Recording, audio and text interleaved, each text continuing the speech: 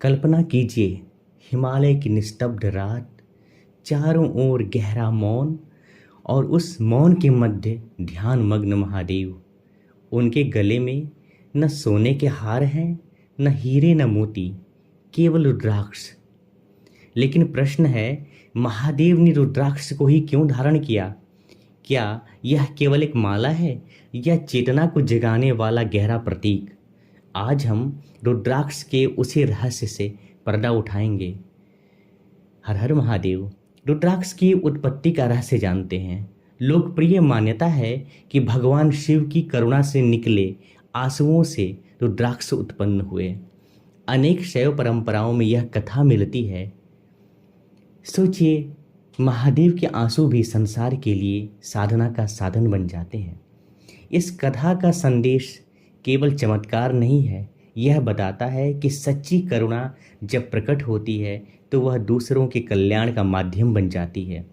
रुद्राक्ष हमें यह याद दिलाता है, संवेदना, सहनशीलता कमजोरी नहीं, आध्यात्मिक शक्ति का चिन्ह है।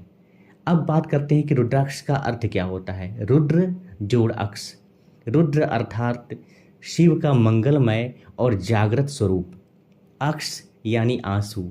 नेत्र या बीज अर्थात रुद्र की दृष्टि का बीज। यह केवल गले में पहनने की वस्तु नहीं, बल्कि जागरूक जीवन की याद दिलाने वाला प्रतीक है। महादेव आभूषण नहीं, रुद्राक्ष पहनते हैं, क्योंकि महादेव के पास सृष्टि का समस्त वैभव हो सकता था, फिर भी उन्होंने रुद्राक्ष को ही चुना। क्यों? क्योंकि उनका यह संदेश बाहरी चमक नहीं, बल्कि चेतना की जागृति का है। सोना शरीर को सजाता है, लेकिन रुद्राक्ष साधक को सजग बनाता है। महादेव मानो कह रहे हों, मूल्यवान वह नहीं जो चमकता है, बल्कि वह है जो जागृत करता है। आज हम वस्तुओं को संग्रहित करते हैं, लेकिन जागरूकता को नहीं। रुद्राक्ष हमें उसी खोई हुई सजगता की ओर लौटाता है। एक एक दाने का संदेश है। ध्यान से देखिए, माला में अनेक दाने होते हैं। साधक जब प्रत्येक दाने को स्पर्श करता है तो वह केवल गिनती नहीं करता, वह स्वयं को याद दिलाता है, मैं सजग हूँ, मेरे विचार शुद्ध हों, मेरी वाणी संयमित हो, मेरे कर्म सचेत हों। इसलिए जप माला का उद्देश्य संख्या मात्र नहीं, बल्कि ध्यान की निरंतरता है।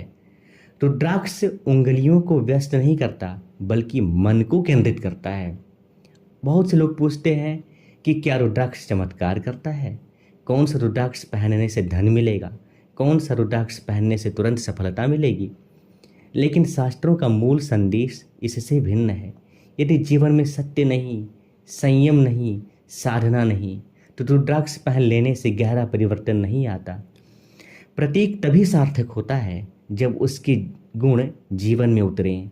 जैसे डॉक्टर का कोट पहन लेने से कोई डॉक्टर नहीं बन जाता, वैसे रुद्राक्ष पहन लेने मात्र से कोई साधक नहीं बन जाता। रुद्राक्ष साधना का निमंत्रण है, साधना का विकल्प नहीं। कुछ लोग रुद्राक्ष को वैज्ञानिक दृष्टिकोण से भी देखते हैं। रुद्राक्ष एक प्राकृतिक बीज है और उसकी सतह तथा संरचना विशिष्ट होती है। हालांकि इसके आध्यात्मिक प्रभावों के दावे वैज्ञानिक रूप से निर्णायक सिद्ध नहीं हुए हैं, लेकिन एक बात तो बिल्कुल स्पष्ट है कि जब कोई व्यक्ति श्रद्धा, ध्यान, नियमित जप के साथ रुद्राक्ष का उपयोग करता है तो उसका मन अपेक्षाकृत अधिक केंद्रित और शांत अनुभव कर सकता है। अर्थात परिवर्तन का मुख्य कारण बीज नहीं, बल्कि उसके साथ जुड़ी सजग साधना है।